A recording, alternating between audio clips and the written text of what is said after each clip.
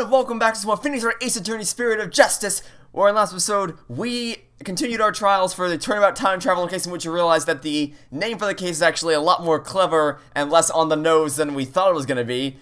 And we totally caught a lot of things, and now we're going to continue the trial. Now we'll have to face Pierce on the stand. I'm not sure if it should be surprised or not. One thing's for sure, he won't be an easy adversary.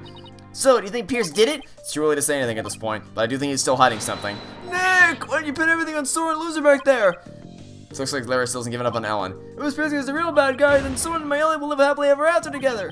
Larry, that's not the kind of thing a decent human being says. Shame on you, Larry. Oh, boo-hoo! You think I don't know? I know I have to give up on my Ellie, but Nick, promise you'll make her happy. She deserves a happily ever after. I'm sure Soren will make her happy once all this is said and done. The trial is about to resume, Mr. Wright. Alright, you ready, Maya? Yep, let's go! I'll be ready for you, Nick. I don't care. I really just don't. Look, it's cool that they brought Larry back, I guess, but of all the people in the world from the original trilogy to bring back, you pick Larry? Really? Like, I understand that he has, like, he's important, and he has the connection with Phoenix and Edgeworth from the first game, and I respect him for that, but I mean, he's Larry. Come on, he's just a little shit. I mean, whatever. You couldn't bring back Gumshoe. I'm still bitter about that, by the way. Anyway, this court is now back in session. Witness, please take the stand. Well. It appears persnickety is our next cross-examination. Please say your name and occupation. My name is Persnickety. I'm the Sprocket family butler. Let's get straight to the point, Mr. Nickety. Somebody tore out a page from Mr. Sprocket's notebook to manipulate his memories. And that person was you, wasn't it? That is correct. What about it? Well, that was easy. So why did you do it? Why did you tamper with Mr. Sprocket's notebook?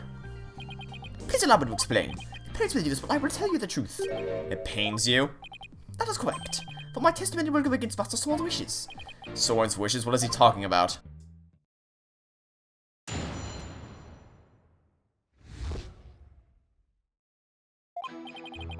I rushed to this deck, but the crime had already been committed. I saw Miss Ellie in Bloomsbury collapse and Mr. Soren writing in his notebook.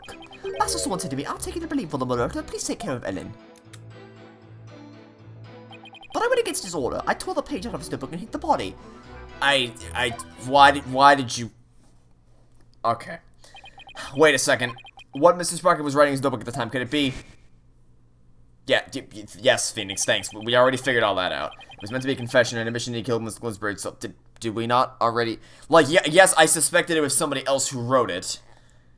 And I still haven't completely given up on that. But if you believe that Sloan was the one to write it, then wouldn't that already be what we assumed to be true? Whatever. Anyway, he wrote that message to take the blame for Miss Wyatt. I thought that was the theory you were going on. Master Soren did hit Bloomsbury with time to save Miss Ellen. Then Mrs. Sprocket was the culprit after all. However, that blow did not kill Miss Bloomsbury. That makes sense. Mrs. Sprocket's injury wouldn't allow him to punch force into it. Enraged, Mr. Bloomsbury tried to attack Master Soren, who was already seriously wounded. But just in the nick of time, Miss Ellen hit Bloomsbury from behind and finished him off, it would seem. So the one who inflicted the fatal blow was the defendant. Yes, that is correct. Master Soren tried to take all the blame out to himself. No way! This is pretty bad, Nick. No kidding. Pretty bad is an understatement. Very well, Mr. Wright. It seems your decision to call for Mr. Nickety has backfired. For the true culprit behind this case remains the defendant, Ellen Wyatt. Ah, could this get any worse? But Pierce was involved in the cover-up plot, and I bet he still has something to hide.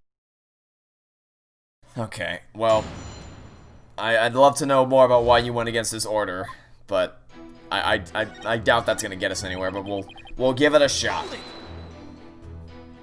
Mr. Nickety, could you please tell this court about that in more detail? That, you say? Which part do you mean, Mr. Wright? Could you be more specific? What part do I want to know more about? Well, tearing out the page, I guess I understand, because the whole thing is, because if I push on tearing out the page, the whole thing's gonna be like, well, my duties are to protect Master Soren, haha. But to hide the body... Why do that if you genuinely think that Ellen was the... Because it's two contradictory things happening at once. One is, you tore out the page in order to protect Soren, but you also hid the body to protect Ellen. But why would you, if the goal is to protect Soren, then why would you, it just doesn't make any sense. Please tell me about the hiding of the body. Very well. After saying he would take the blame, Master Soren passed out. That's when I hit the body. I quickly took the lift out of the hold. While I hit Mr. Gloomsbury's still warm body and a spare pegable lantern. So it was you who hid the body, not the defendant? The thing was to but would move the lantern could hang the body in the station hall. Well, I did not see that coming. I don't blame you, not even Larry can predict what Larry will do next. Then we should look at the lantern and the evidence. Mr. Wright, would you like us to zoom out to the witness system? Was there a contradiction? Yes, please. Very well, please let us zoom into I missed, if there was a contradiction, I missed it. I hit in the hole, I hit the still warm body and the... Oh, I should have seen that immediately. Still warm body, okay. So if the body was still warm, then... Got it, alright, that makes sense. So, and that explains why there was blood as someone gripped the handle from inside, because then he's like, so he might have still been alive, so he wakes up, he's like, oh, wait a minute, what's going on here? So then he grabs it to try to open it to get himself out. Okay, that's it, got it. Understanding has descended upon me, so present this. Objection! Mr. Nickety, you said the body was still warm when you hit it, correct? So then what if Mr. Bloomsbury was still alive when you went to put the body inside the lantern? What? What? That is preposterous. Actually, this shows that the victim might have still been alive while inside the lantern. I'm afraid you'll have to point... Oh, I can just point out the bloody handle right here. This. Take that! As you can see, the back end of the lantern is a door, and there's blood here on the wheel handle. That bloodstream must have gotten there when they put the body into the lantern. It in no way shows that the victim drew his last breath while he was within the lantern. I disagree, Mr. Edgeworth, for you see in putting this lantern back together, the police inadvertently placed the inside handle on the outside and vice versa. In other words, the wheel handles got swapped. Oh my, so they got swapped? Yes, they got swapped. What? But that's ridiculous. Not at all if you compare the other male peggable lantern in the reception hall. It's quite obvious that the wheel handles were attached backwards. The detective in charge of the situation will see me in my office later. Oh no, sorry Emma, and good luck. In that case, what does the bloodstain on the wheel handle mean? The bloodstain didn't get there by chance. When the victim was put inside the lantern, he was only unconscious, not dead. When he regained consciousness, he probably tried to get out of the lantern. So he grasped the inner wheel handle, and that's when the blood got on it. This proves that the victim was still alive when he was inside the lantern. At the time, I was completely convinced Bloomsbury was dead. Had I checked more carefully, he might have survived. Unfortunately to be sure, but not significant enough to change the trial's outcome. Again, I disagree, Mr. Edgeworth. It actually has a very significant impact on this case. The victim was struck by the defendant, then died from his injuries sometime later. There's nothing more to it. That's where you're wrong. Let's take a look at Mr. Gloomsbury's autopsy report, shall we? Please focus on the description of his injuries. It says one contusion was found on the back of the head and on the side. Yes, the one Mr. Sprocket gave him and the one Miss Wyatt delivered to finish him off. No, the defense would like to submit a different interpretation. A different interpretation? The victim was knocked unconscious by the first blow and then was put into the lantern. Then what about the lethal blow by the defendant when the witness talked about? Yes, well that didn't happen. After some time, when the victim regained consciousness and tried to get out of the lantern, that's when he received the second blow that finished him off. Taking into account the fact that the victim was alive for a period after the first hit, and that he did receive a second blow to the head, it does seem entirely possible. Yes, as long as the first blow didn't kill the victim instantly, then there's a possibility that somebody other than Mr. Sprocket and Miss Wyatt delivered the final blow. That's all you've got. Even if there was a time lag between the two blows, the prosecution's position doesn't change. What? What do you mean? It's an elementary, Mr. Wright. After the reception, when the defendant was cleaning up the reception hall, the victim, who was supposed to be dead, suddenly came out of the lantern. The defendant grabbed the murder weapon, which was right there, and finished him off. That theory sounds awfully familiar. Of course it does, Your Honor, because it's exactly what I proposed at the very start. The second blow was inflicted by the defendant after all. I see! I've seen a tangle of mysteries that has unraveled into a single thread. But as long as there's a possibility that the fatal blow is delivered by a third person, then we must continue the deliberations. Give it up, Mr. Wright. Unless you have something to prove the presence of your precious third person. That's exactly what I said. Okay, Nicholas, relax, you can do this. Come on, now take some deep breaths. Good idea, deep breaths, deep breaths. There, don't you feel better already? Maya's right, I should calm down and get my focus back and go over everything again, and then hopefully I'll be able to find something to prove it was the third person. Okay, not this, obviously. Pregnant by Warren Bailey seems she was seated from her fiancé.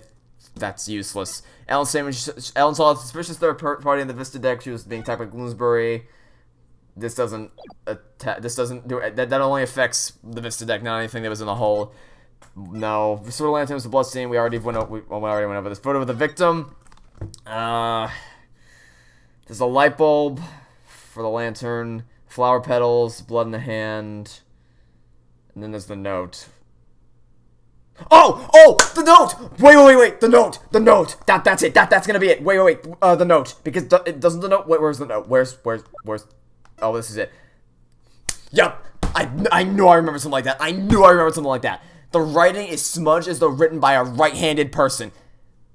But the candelabra, has Gloomsbury's fingerprints from Gloomsbury's dominant left hand. I should have seen that right away. I should have spotted that contradiction right away, like 2 days ago. But oh my god, we're still on a roll with the genius reveals. Okay, that's it. That's the contradiction. Let's see. First one, yeah, I already got it. Thanks. I already figured it out. I already figured it all out. I don't need to console you. I turned consultation off for a reason. You've taken long enough, Mr. White. Now it's time for some action. What proof? Alright, I'll show you. I'm not completely sure what I'm doing yet, but it looks like I'm out of time. This piece of evidence proves the involvement of a third person. Take that. I get it now. And now I see why this note bothered me so much when I first saw it. It looks like a note outlining the murder plot. Your Honor, please take a look at this note. This is the victim's murder plan, right? It's definitely a murder plan, but what if Mr. Gloomsbury didn't write this note himself? What? This is how you intend to conjure up your mysterious third party, Mr. Wright. Can you even prove that the note wasn't written by the... Yes, I can. Absolutely, I can. Yes, I can. Very well, then. Please present your evidence, Mr. Wright. The evidence proves this victim didn't write the note. Take that! This is the weapon Mr. Gloomsbury used to stab Mr. Sprocket. I was wondering what you'd pull off this time. Dare I ask what that could possibly have to do with the note? Mr. Gloomsbury's prints were found on this candelabra, and the prints were from his left hand. So, that makes the victim left-handed, correct? Exactly, Your Honor. The police looked into it too and confirmed as much. Now, take a look at the smudged writing in this note. Notice how the smudging only starts from the middle of each preceding line. Had this been written by a lefty, the writing would be smudged from the far left end. This means that whoever wrote this note was definitely right-handed. In other words, somebody other than the victim wrote this note. What? But if someone other than Mr. Gloomsbury wrote it, what does this note mean? Mr. Gloomsbury followed this note to the letter when he attacked Miss Wyatt, so clearly this note isn't a murder plan written by Mr. Gloomsbury, but rather, these are instructions to kill Miss Wyatt issued by somebody else. If it wasn't the victim who wrote these so-called instructions, then who wrote it? Most of the people involved are right-handed, you know. He's correct. The majority of the family and their employees who are on the airship are indeed right-handed. I must say, this is a very rough and slipshod conjecture you've proposed. I admit I haven't figured out who wrote it just yet. Maybe to edge over the go for the jugular. This culprit who ordered Miss Gloomsbury to attack Ellen, what could their motive have been? Doesn't seem like very likely Ellen did anything to incur anybody's wrath, right? Right. Not too likely, anyway. In that case, it had to be about Soren. If somebody were to hold a grudge against Soren, what would it be about? The only thing I can think is that it would be about... It's him. It's fucking him. He's her fiance. He's Selena's fiance because he was the one who drove the car. So that would be the murder plot. It's like, hey, you got my fiance killed. Now you're gonna pay, you little shit. That's an accident, I guess. I can understand Bloomsbury felt responsible for having to take the blame, but the what? Yep, I got it. Thanks, I got it. Okay, that's it. That's it. Yes, I think so. Did you say somebody tried to get revenge against Mrs. Walker, Mr. Wright? The person who manipulated and used Mr. Bloomsbury was Selena's fiance. The person who used Mr. Gloomsbury to try to get revenge on Mr. Sprocket and then finish Mr. Gloomsbury off to silence him was a man dear to Mr. Sprocket's older sister, Selena, Sprocket's fiance. And you know what? Oh my god, that is such a clever detail. It's the pocket watch on the desk. That is so goddamn smart. That is such a minor detail. Again, it's all the little details that add up to the giant reveals. Not that I'm not positive, but it's certainly possible. This fiance could have made Bloomsbury attack Ellen to get his revenge on Soren. What? Her fiance?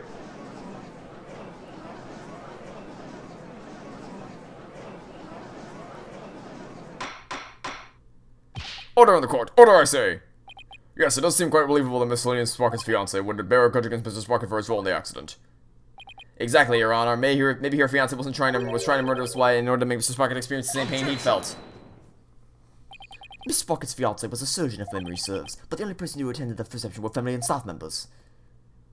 That maybe, but then that just means that Mr. Sprocket's fiancé must have been among those who attended. What? Really? Of course, otherwise how could he have killed Mr. Bloomsbury? Oh, I see what you're doing. This is just another giant bluff, isn't it? Alright, I'll bite. Who exactly do you claim this fiancé to be? Yes, I'd like to know as well. Are you sure you're gonna be okay, Nick? Maybe. But when it comes to suspicious people, there's only one person on my list. I need to find something that connects him to Selena. This will help us identify Miss Sprocket's fiancé. Take that! Please take a look at this photo, Your Honor. Notice Miss Sprocket's pocket watch. Haven't we seen it somewhere before? Yes, now that you mentioned it, I do feel as if I've seen it somewhere before. I believe we've all seen it, right here in this very courtroom. Oh, impossible. That's right, the pocket watch in this photo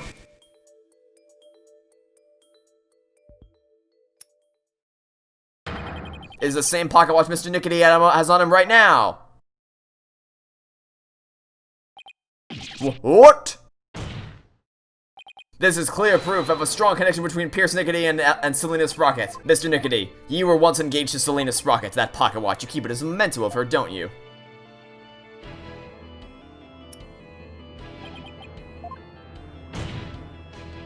Mr. Nickety, you plan to rob Mr. Sprocket of his loved one, to make him feel the same pain as you. Isn't that right?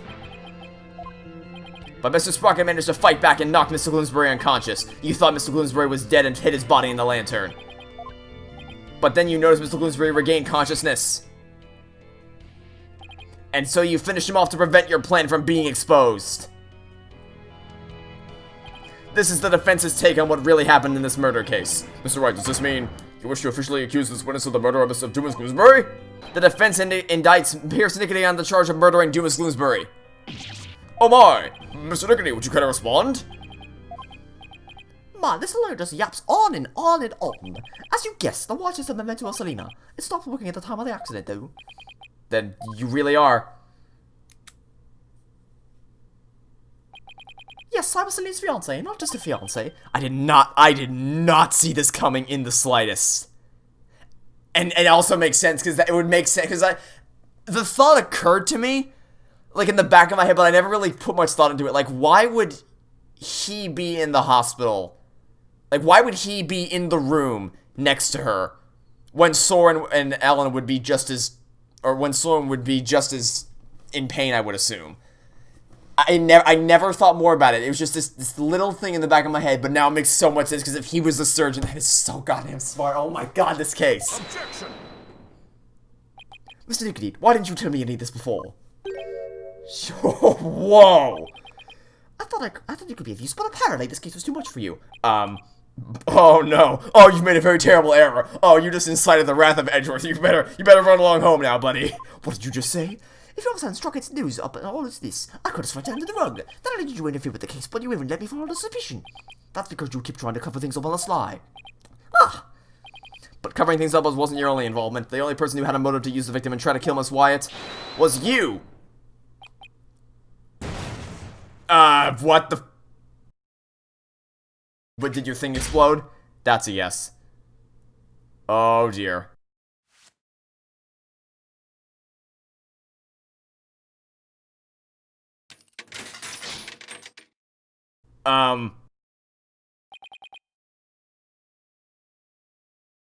Malignant tumors?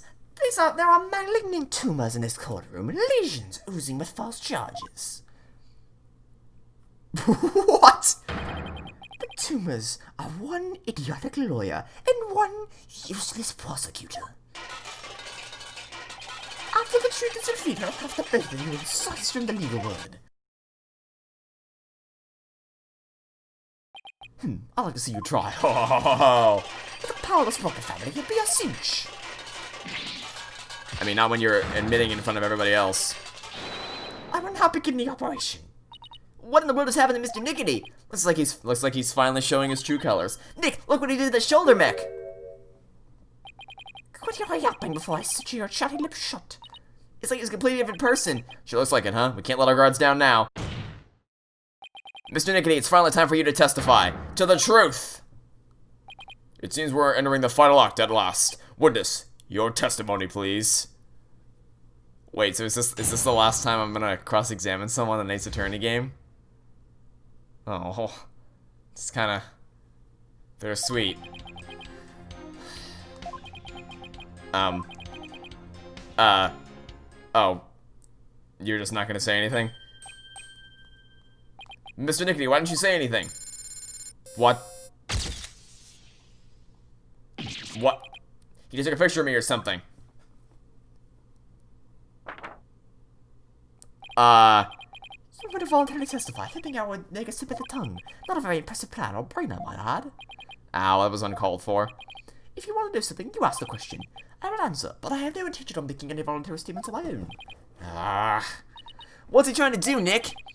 He's using the silent treatment as a strategy to avoid getting tripped up. Clever guy. No more lies, Mr. Nickety. You will tell us nothing but the truth from now on. Hey, remember how well this worked out for Damon Gant when he chose not to testify? Yeah, it didn't at all, actually. Oh! Well, what do you think you're doing? No one asked you to speak. Just keep quiet over there and play with your feelings. How dare you? Well, this is a rather unconventional situation, but please proceed, Mr. Wright. Yes, Your Honor. Oh boy, here we go. Okay. What could possibly be the final cross-examination that I'll ever do for the first time in an Ace Attorney game? Okay, what? We can't... I guess I can just start pressing things. There's nothing I can do. If he won't speak voluntarily, I guess I have to ask him something. What question should I ask? We know the reason for killing Gooseberry and a grudge against Soren. So the only thing we're unclear of is his actions on the day of the crime. On the day of the incident, you were constantly surrounded by your subordinates. Is that right? Absolutely. I was in someone's line of sight a lot of times. After all, I was supposed to take care of every detail of the event. Mr. Edgeworth, I believe your investigation backs up my claim. I got statements that said groups of his subordinates worked with him in rotation, so he was always with someone. As the prosecutor just said, I couldn't even get close to the labs on containing Gooseberry myself, let alone kill him. Pierce didn't have a chance to get close to the victim alone, huh? Mr. Wright, would you like that statement added to the witness testimony? Sure. Yes, Your Honor, I'd like to have that statement added to his testimony. Very well. I was already thinking the company about this, didn't have an opportunity to murder Gooseberry. Well... Actually, ooh, wait a minute. Ooh, wait. Maybe, I just thought of something. Where's the photo of the reception? Here it is. Aha. Okay, so, Persnickety's looking off to the left. I wonder if the fog machine was used to conceal, him. So that they wouldn't see it. I wonder if that's what this is. Let me try it. Photo of reception. Objection! Because if nothing else, he was back there, completely isolated from everyone else. No one was paying attention to him. He's looking off to the right at something. So, Mr. Nickety testifies that he was always with someone at the time of the incident, and never had a moment alone to commit the crime. Yes, and the police investigation backs to the statement up, doesn't it? But there was an opportunity, in fact, one and only one. A moment when Mr. Nickety could have killed Miss Gloomsbury without anyone noticing. And the one thing that made the moment possible is shown here in this photograph. With all those people watching, I couldn't have possibly committed murder. No, I didn't mean to open the chat log. Do not believe me, Your Honor. The lawyer was a malignant tumor. He wants to infect this judicial... Mr. Nickety, I would ask that you keep quiet this time. We need to evaluate the defense's claim, and your yammering only serves to throw further suspicion your way. Mr. White, let's see this one thing you mentioned, but be warned. This had better not be one of your offhanded claims. Who do you think you're talking to, Mr. Edgeworth? Very well, Mr. Wright. Please point out for us the one thing that made the moment of the murder possible. That would be the fog. The one moment when it was possible for Mr. Nickety to kill Mr. Gloomsbury. The one thing that made that single moment possible is this fog machine. Take that! The one thing that made the moment of the murder possible is this thick mood fog that engulfed the entire reception hall. It is under the cover of this fog that Mr. Nickety murdered the victim. What? Mr. Nickety was standing right next to the lantern that Mr. Gloomsbury was in. This was the only moment the murder could have been committed without being seen. I can accept that there was a moment when the witness was obscured from others by fog. But that doesn't prove Mr. Nickety killed the victim at the very moment. If you can't prove the crime was committed during the section, the trial ends here. I was so caught up in finding a foothold that I forgot to think that far ahead. You're done, Mr. Edgeworth. It's time to call this trial's time of death. But Mr. White, can you prove the murder of what happened during the reception? Quiet, witness. I have no interest in victory. All I care about is the truth. One that we can only arrive at through further deliberation. Edgeworth. No, Mr. Nickety, that is for me to decide. Mr. Wright, can you prove it? Can you prove that the murder was committed during the wedding reception? Objection! Mr. Nickety, that's enough already. No, just the opposite, actually. I'll prove the murder was committed during the reception by you. You'll prove it? Can you really, Mr. Wright? Yes, I can, Your Honor. To be honest, I don't know exactly how I'll do it just yet, but if I want to get to the truth Edgeworth was talking about, I'll have to find the way. Very well, Mr. Wright. Let's have your proof. Enough of this foolishness. This is nothing. Stop speaking, Your Honor. I will do nothing of the sort. You are just a district court. Enough of your forces, Mr. Nickety. This judicial body will not succumb to the influence of money or power. Now then, let's hear it, Mr. White. Let's hear your truth. Think, Phoenix. Remember everything you've learned so far. You can do this. You can find the definitive evidence that will lead us to the truth.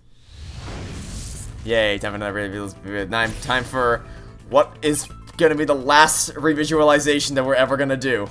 Think, Phoenix. How can I prove the murder took place during the wedding reception? If Pierce committed the murder during the reception, then he had to have used the murder weapon. One would logically conclude that, yes. He used the murder weapon. Wow, he used the murder weapon to commit the murder. Who'd have thought it? Yes, the weapon that was used to strike the victim twice. The weapon used to kill wounds, that was the timekeeper.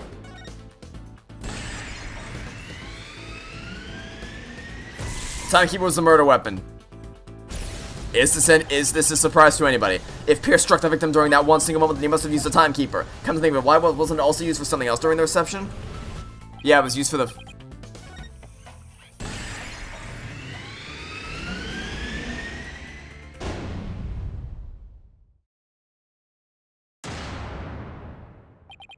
That's right, the timekeeper had been activated during the reception. If we'd activated the timekeeper again now and find any trace evidence of the murder, that would be conclusive proof that Gloomsbury was killed during the reception.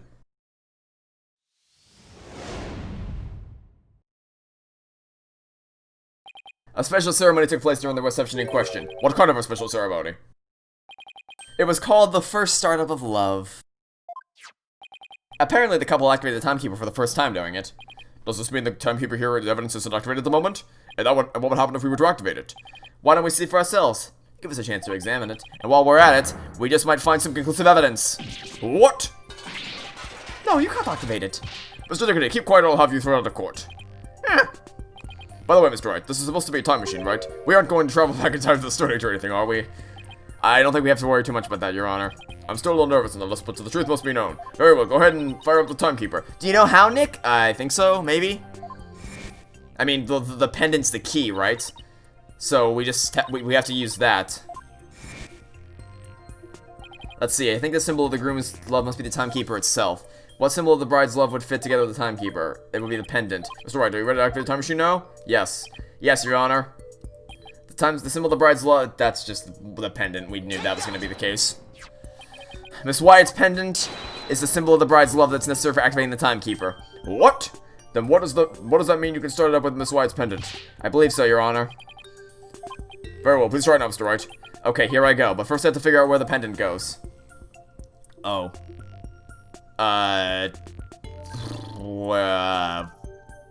Where would that go exactly? I mean, I would assume it would go here. It's really annoying that I can't move the hand. Because that, like, wouldn't that match up with this? The hole looks like a good spot, so I'm setting the pendant in here. Yeah, that works. Okay, good. It fits. This must be the right spot. I have to find a place to insert the key. The key might fit there as well. It's a hole in the middle of the pendant, right? Hole in the middle of the pendant. Could this be it? Yeah.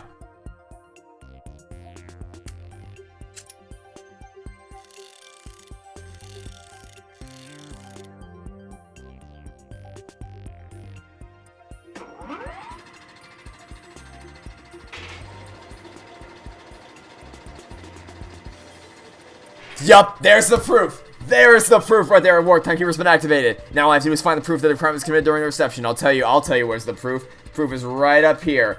We got ourselves, if I can find, there we go. The glass has blood all over it and it's shattered. I think I found it. Conclusive evidence that the murder was committed during the wedding reception. Just as I suspected, there's evidence of the murder inside the timekeeper, Mr. Nickety. The timekeeper was only activated and opened during the wedding reception, right? So, that means... Here's the first music. I've been waiting all day for this. This includes the proof that the crime was committed during the reception. After you killed the victim under the cover of fog, you closed the timekeeper to hide the bloodstain, didn't you?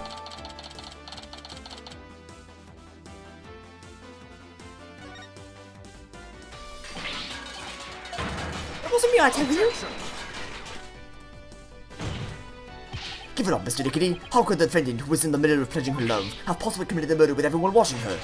It was the family. It's all the family members conspired together to kill him. There's no way you can talk your way out of this, Mr. Nickety. During the reception, during that one dreamlike moment,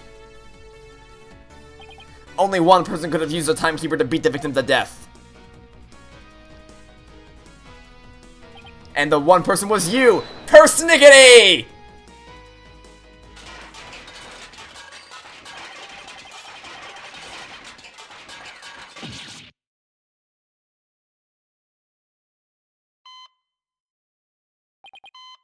No, this isn't over yet. I won't give up. Oh no, I cut the artery. This stupid thing. Let's stop the bleeding now. Give me forceps. Forceps, I said. Hey, where's everyone? Fine, I'll manage this alone. I'll do it all by myself. I can fix anything, repair anything. So you have to get better, you have to live, you must. I would have been able to save her. If only I hadn't listened to her. If only I had treated her first. If only that sign hadn't been there. Ah! Selena! No!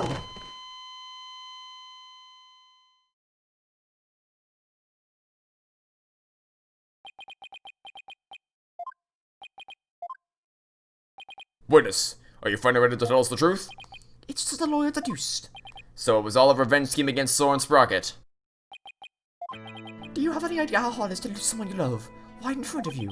Selena's condition was clearly more critical than Soren's, but in spite of that, she said...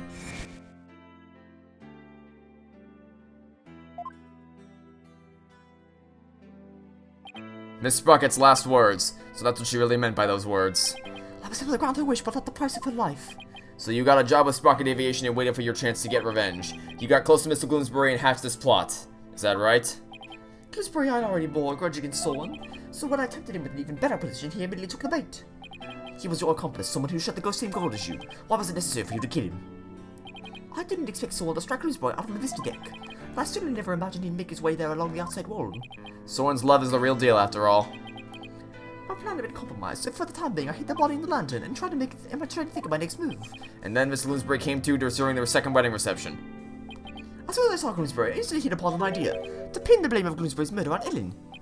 To try to break up the cover by making the bride out to be a murderer. How despicable. Someone was getting the company in a wedding. Both things that were supposed to be Selena's. He took every happiness from her. Who's the despicable one here? You think that what you did would make her happy? I knew it wouldn't, but I couldn't just stand by watching Soren enjoy his happiness. I was going to have Soren taste the same pain I had, and then take it for Sprocket Aviation. I would take back from him all the happiness that was rightfully Selena's. Time stopped me the day I lost her, just like this pocket watch of hers. Pierce. Miss Wyatt? I believe Selena was said, leave the ill will behind, your time is yours to live. It's too late for me. The time will never advance for me ever again. What? It can't be.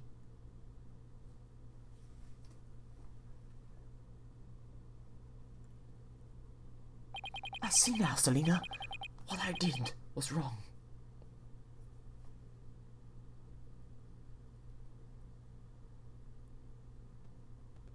I see no further need to continue this trial. Bailiff, please take Mr. Nickety away. Nickety, another inconsolable time traveler who lived in time that stood still.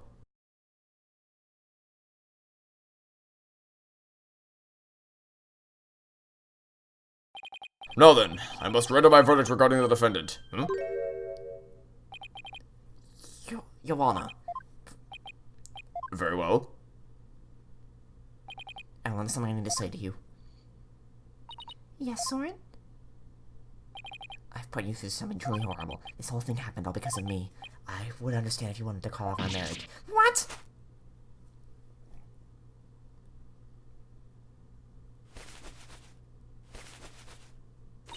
Of course not. I never once thought that. If you stay with me, you'll only face even more trying times in the future. What do you mean? The truth is, incident had any car accident before it. I'm going to tell the public everything. I expect the company's reputation will suffer and I'll take a lot of criticism, but I feel I can only really start over once I get everything out in the open. Sorry. After all that's happened, I might not have the right to ask you this, but, well, how should I say this? Maybe I'll just... You know, write a little paper airplane? No, he's not gonna do it.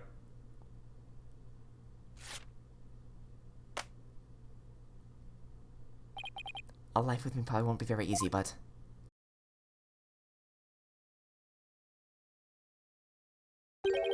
Will you marry me? Aww. Yes, of course. Nah. Your Honor, thank you for this time. Please continue with your ruling. Very well, but first I have one question. Do the two of you Aww. I do, Your Honor. I do. Does the prosecution or the defense have any objections? That's actually really clever. Well done, Your Honor. No objections here. That's really clever. The defense has no objections either, Your Honor. This court finds the defendant Ellen... that's not right. This court finds the defendant Ellen Sprocket Not guilty. Holy hell, that case was awesome. It had no right to be. It had zero right to be even a little bit good. But oh my god, that blew me away every step of the way. It was so good. The court is adjourned. Now I kind of feel bad for giving everybody the meme costumes, but I paid for the costume set, so I had to use them at some point, or else I wouldn't have gotten my money's worth. You know, my 99 cents worth. How much was it 99 cents? It wasn't a lot of money, but still, gotta get my money's worth. Ellen, Soren, congratulations! Mr. Wright, I can't thank you enough. We hadn't exposed the truth, Soren, and we wouldn't. But now you can finally start your new life together, right? Don't cry again. Oh, Jesus Christ. Mr. Wright, we'll be holding our real wedding ceremony in the near future. Would you do us the honor of coming to it? I want you to witness our fresh start. Of course, a witness for the world. And Ellen, this time it'll finally be happily ever after, right? Oh, yes. The two of you have persevered and overcome this trial together. Now, no matter what obstacles come your way, I'm sure you'll be able to handle them. And there's another thing, this person will always be watching over the two of you, Selena. Take that! Selena, yes, I think you're right. We promise to live life to the fullest for Selena's sake, too. Right, Soren? That's right. Well, we better be on our way. That's my love. Nah. Wow, the old fresh old carry, huh? Way to show off. We'll be seeing you. Goodbye for now. I'll be looking forward to that wedding. Hold on tight, Ellen. You better believe it. We'll never let him go. Are you gonna buzz light? Yep, you're gonna buzz light your way into the sky. And crash through the ceiling, apparently. There they go. Athena? You don't think you're going to the wing by yourself, are you, boss? Hey, Athena! And Maya! You're taking us too, right? Oh boy, I bet there's gonna be all kinds of fancy food there. Athena, when did you get here? Just now. I would have been here to cheer you guys on earlier, but Tracy never gave me a chance to slip away. You're going to be in even bigger trouble with her later. Speaking of the wedding, maybe I should ask him to invite Edgeworth. Yes, goddammit, do it! Mr. Edgeworth, really? But he thought Ellen was guilty all the way to the end. Oh, for f***'s sake, that's his job is to be a prosecutor, but that may be true, but... Any more this is still on arrival. Excuse me, your grass, prosecutor. Quiet, witness. I knew it was in victory. All I care about is the truth. One day we can only arrive with you for the deliberation. If he had stood up for us when he did, then the trial probably would have ended there. You Mr. Wright just gave us that chance? Maybe, though knowing him I doubt he'd ever tell, even if I asked. Well, if that's how you feel about it, Nick, then why not try to get him invited? Hey, Maya, have you ever tried to catch the bouquet? What? No! I never have either. Fighting over a bouquet that's been tossed by the bride, talk about a fierce competition. I'm totally stoked. I'm not sure it's really supposed to be all that competitive. I'm a pretty good jumper, so I think I got a chance. She's definitely missing the point of the whole thing. And Larry, how did you manage to stay quiet for so- I f***ing forgot he was even here. Shut up! Wishing a lady you fell in love with every happiness is what a real man does! I'm pretty sure that relationship was over before it ever began, Larry. Darn it all, if only I was 10 years younger, things would have gone differently. Oh, would they now? Hey, some time, why don't you turn back for me? Oh my god, Larry. You're the worst. Oh, wedding day? September 30th, 9:20 a.m., Sprocket Park, Mowing Dock. That was quick. Today's Ellen Soren's third wedding ceremony and reception. I heard the bride and groom insisted to be on the Flying Chapel again. In the end, they were nice enough to invite me and Maya, and Athena kind of invited herself. They also invited Edgeworth, Emma, and even Larry. They say third time's the charm, right? I really do hope it's happily ever after for them this time around. Still, I get the feeling it's going to be one rowdy party.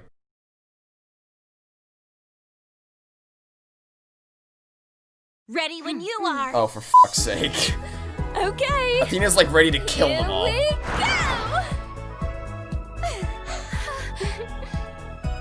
Huh? Oh. Larry's gonna catch it. Fucking Larry! Oh my god. Oh, hey! Look who's next! Run, Larry! Run the fuck away! No. Yeah, Edgar's like, no, you made it very. Get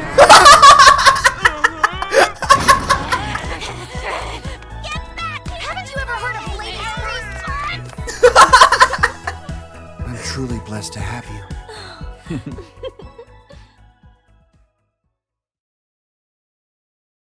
Oh my god. Wow, that was so good. That was such a good case.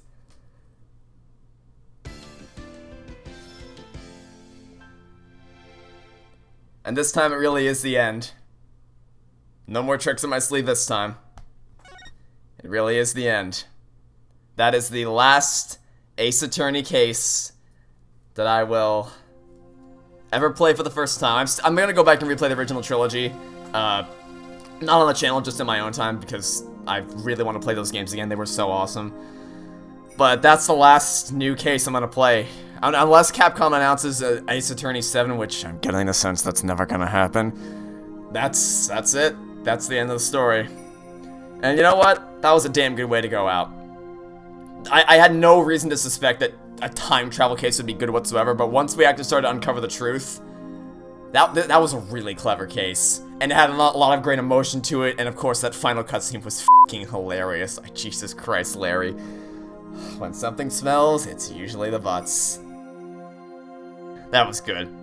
That was a good case. The mystery was really well laid out. There were a lot of really, really genius twists along the way. The only weak part, I'd say, is just the whole, oh no, it was me, I did it, no, I did it, no, I did it, from Turnabout Academy. It's like, you didn't need that for this case, but other than that, I mean, except for the brief amount of time in which we actually thought time travel existed, this case was great. Like, surprisingly spectacular. That was great. And I already had my big emotional farewell at the end of the finale, like the proper finale, so I'm not going to do that again. Basically, it's just the same thing that I had to say there, which is thank you all for watching throughout this entire series, throughout the entire adventure, no matter how long you've been watching. I really appreciate that you stuck with me all this time. And I don't want to say the same thing I said in the finale, because I'd just be repeating myself. If you wanna hear my emotional farewell and you didn't hear it the last time, you can watch the finale. But that's it for Ace Attorney. The only other Ace Attorney video I plan on making is the case tier the case tier list video. That's gonna be out on Tuesday, and then after that, that'll be it for Ace Attorney. And it's what a fucking ride this has been. This has been one hell of an adventure, and it's been a lot of fun. I'm gonna miss this. I'm really gonna miss these games, and I still have hope in the back of my head, just a little speck of hope that Capcom's gonna make Ace Attorney 7, but either make Ace Attorney 7, localized investigations 2, or just something. I don't know. Do I think that's gonna happen? No, I really don't, because this game's been out for 3 years. We're coming up on 4 years, actually. Later this year will be 4 years since this game came out. So the odds are pretty slim. I'm aware of that, but there's always hope, I guess. And if they ever do make a new game, I'll happily play it here on the channel. I just don't think there's a very high chance of that happening. But again, I don't want to sound like a broken record. Thank you all for watching. I hope you've enjoyed my adventure with Phoenix Wright. In terms of what my next big Let's Play is going to be, I already announced that in the June update. I at the time of recording, don't know what it's going to be, because I'm recording these all back to back to back, as usual. But in terms of you guys, if you watched the channel update video I released earlier this week, you already know. And if you didn't watch it, I highly recommend you go do, because I talk about a lot of things coming up for the future of the channel, as well as what my next big Let's Play is going to be. And as of right now, I don't know what that is, because I haven't had time to look at suggestions, because I'm just recording these all back to back to back. But aside from that, this is the last Ace Attorney Let's Play video I'm going to make until Capcom makes a new game. So aside from that, thanks for watching. And stay tuned for, I guess, the Ace Attorney ranking list on the case tier list on Tuesday. And if you don't care about that, then I guess I'll see you guys in whatever my next big Let's Play is going to be. Goodbye!